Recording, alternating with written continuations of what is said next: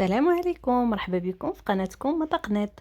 اليوم غنديرو وصفه خفيفه ظريفه بوطيتوس. غناخدو قطع ديال البطاطس غنقطعوها بالقشره ديالها. يمكن لكم كذلك تقشروها على شكل سنينفات كما كتشوفوا.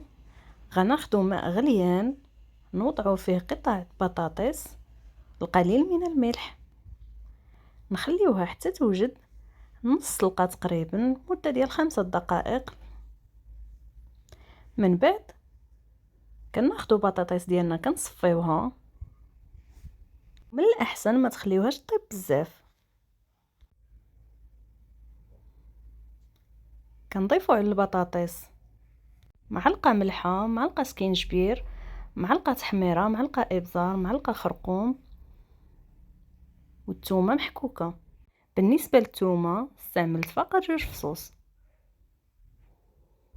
كناخدو كذلك لا شابلور، 2 معالق كبار د لا شابلور، وفرماج محكوك. كنضيفوا القليل من زيت العود، تقريبا 2 معالق كبار او 3. وكاضافه كنستعملوا 2 معالق ديال الكيتشوب.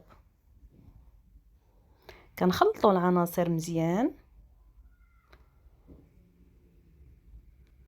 وفي هذا الاثناء كنشعلوا الفران على درجه حراره 180 من الفوق ومن التحت.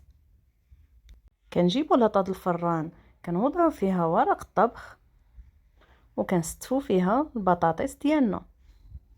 تقدروا كذلك تستعملوا البطاطس خضراء بلا ما ديروا لها نص سلقه، فقط غتشرملوها وتوضعوها. غير المده ديال الطبخ غادي تكون مختلفه. بالنسبه لهاد البطاطس كطيب في 10 دقائق حتى لثلث ساعه، وبالنسبه للبطاطس غير كتكون خضراء تقريبا كتاخذ معنا نصف ساعه. كيكون هذا هو الشكل ديال البطاطس بعد ما رتبناها. كنديروها في الفران لمده ما بين 10 دقائق حتى لربع ساعه. كيكون هذا هو الشكل ديالها بعد ما وجدات. كتجي بنينه بزاف، شكلها ذهبي، والاهم انها ما مقلياش في الزيت.